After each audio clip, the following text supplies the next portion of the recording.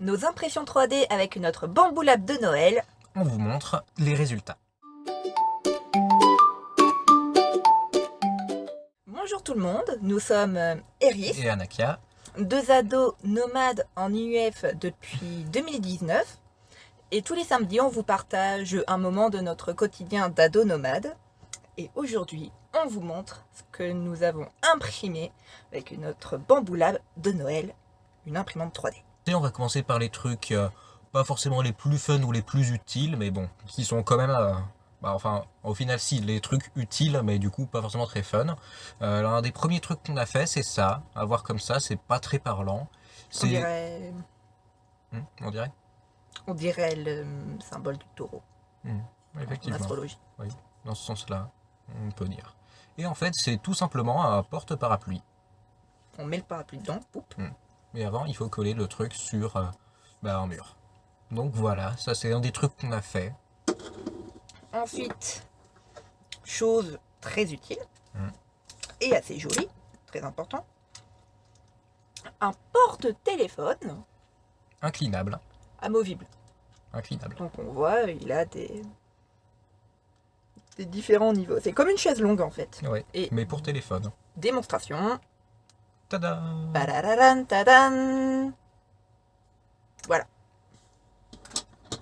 Après, ensuite, autre truc pas encore très très fun mais utile, on a fait ça.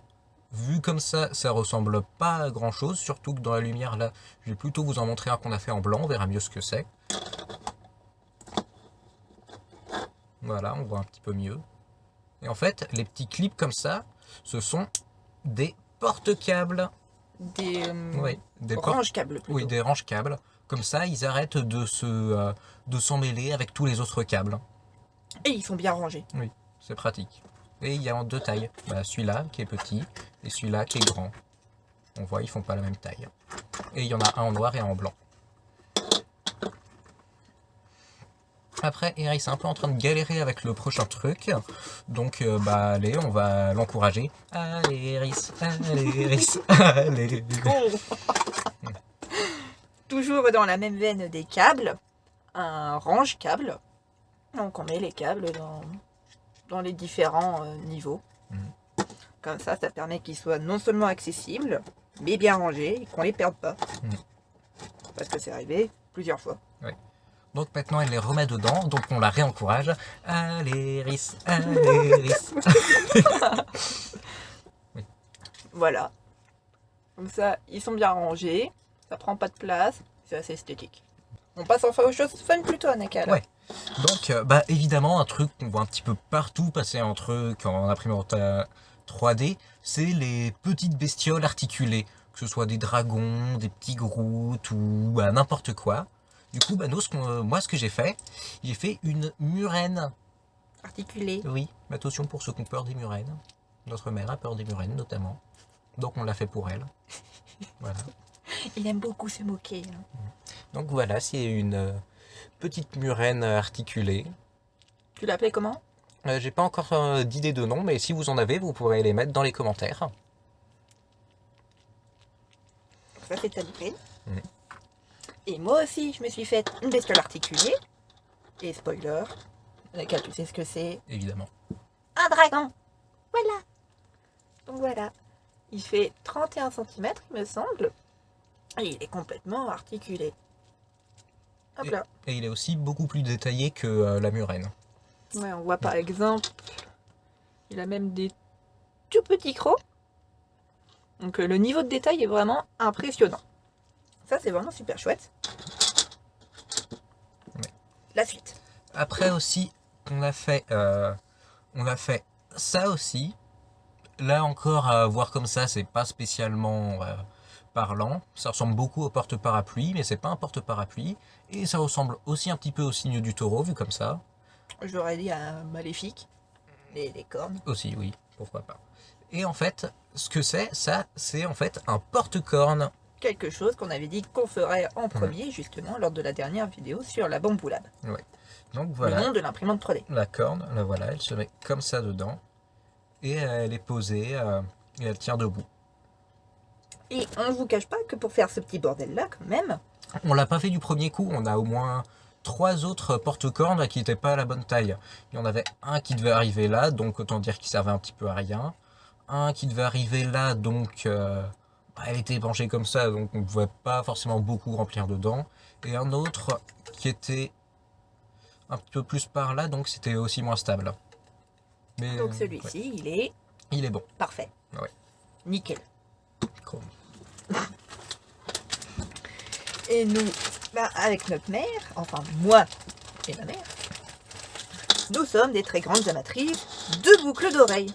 Donc on en a profité aussi pour en faire.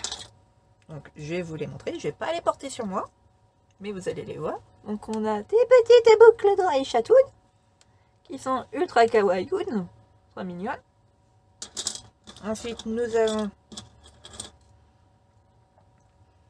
des anneaux les uns dans les autres, qui ne bougent pas, mais c'est très esthétique, et très léger, c'est hyper long mais très léger.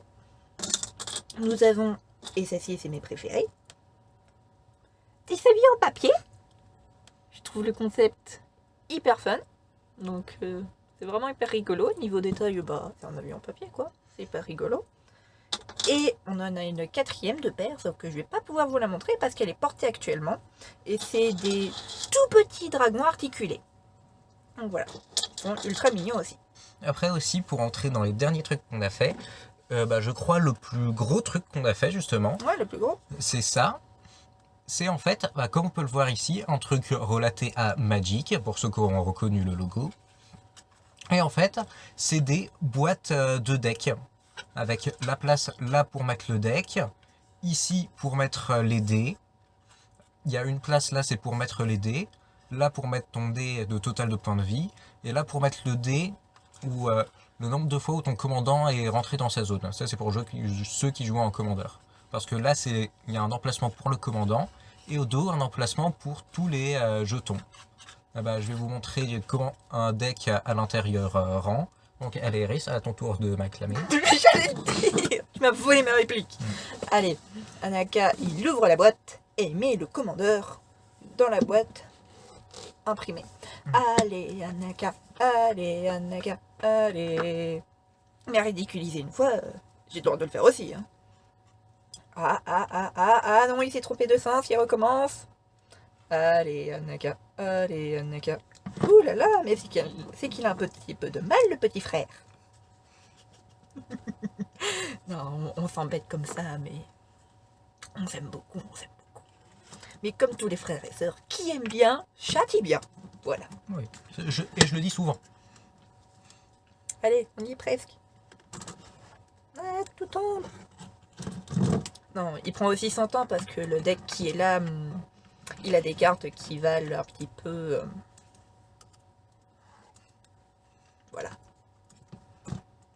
Donc il faut faire attention à ne pas les abîmer ou à les plier. Ça y est, c'est fini. Presque. Ah, les dés, les plus importants. Faut pas oublier les dés. Enfin, moi c'est ce que je préfère dans Magic, hein. Les dés. Non, j'aime beaucoup les cartes aussi et jouer, mais j'aime beaucoup les dés. Non, mais c'est nul, c'est les deux mêmes. Ah.